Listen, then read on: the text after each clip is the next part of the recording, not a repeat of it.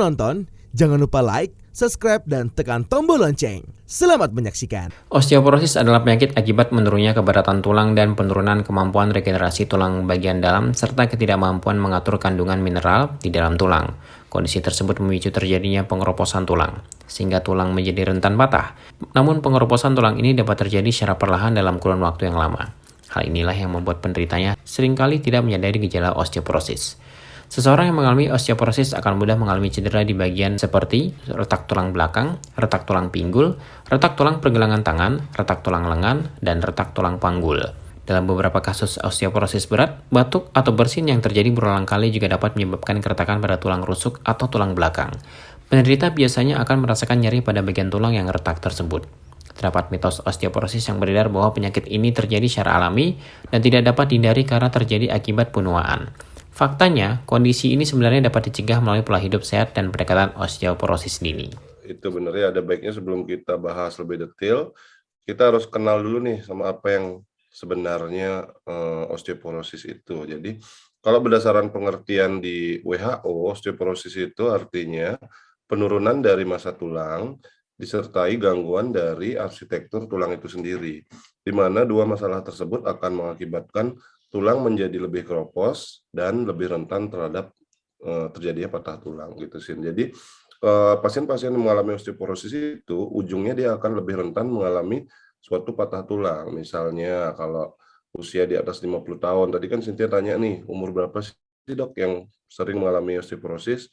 Umur yang paling sering mengalami osteoporosis adalah di atas 50 tahun. Karena ada suatu data yang menunjukkan bahwa di atas 50 tahun itu 50% manusia itu sudah mengalami penurunan massa tulang. Jadi penurunan massa tulang tuh harus dimengerti dulu ya, Sin. Ada yang sudah osteoporosis, ada yang baru penurunan massa tulang saja. Jadi yang penurunan massa tulang tuh ada yang ringan, ada yang sedang, ada yang sampai osteoporosis. Jadi yang kalau osteoporosis itu sangat rentan terhadap kejadiannya suatu patah tulang, gitu sih. Sebenarnya kalau usia muda bisa juga mengalami osteoporosis, asal dia masuk ke syarat-syarat terdiagnosa dari osteoporosis gitu sih. Jadi nggak menutup kemungkinan di bawah usia 50 tahun mengalami osteoporosis. Misalnya pasien-pasien yang mengalami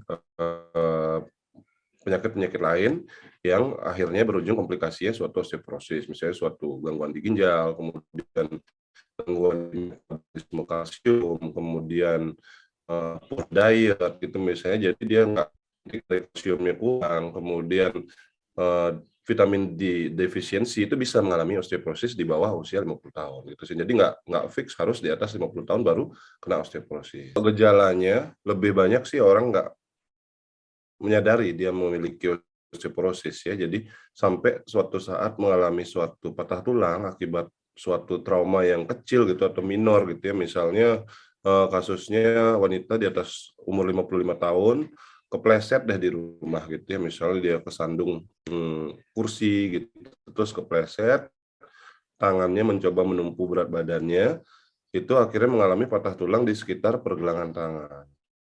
Kalau sudah suatu trauma yang ringan menyebabkan suatu fraktur, itu kita sudah harus curiga pasien itu mengalami suatu osteoporosis. Karena kalau misalnya seumuran Cynthia gitu, amit-amitnya misalnya kepleset di rumah dengan kondisi yang sama, biasanya nggak akan menyebabkan suatu patah tulang atau fraktur.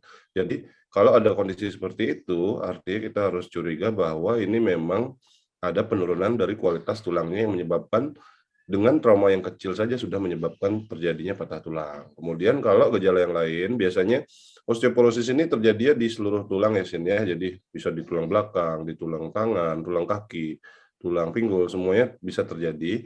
Namun ada beberapa lokasi tulang yang lebih cepat prosesnya terjadi. Salah satunya misalnya di tulang belakang gitu ya, atau di spine kita ya.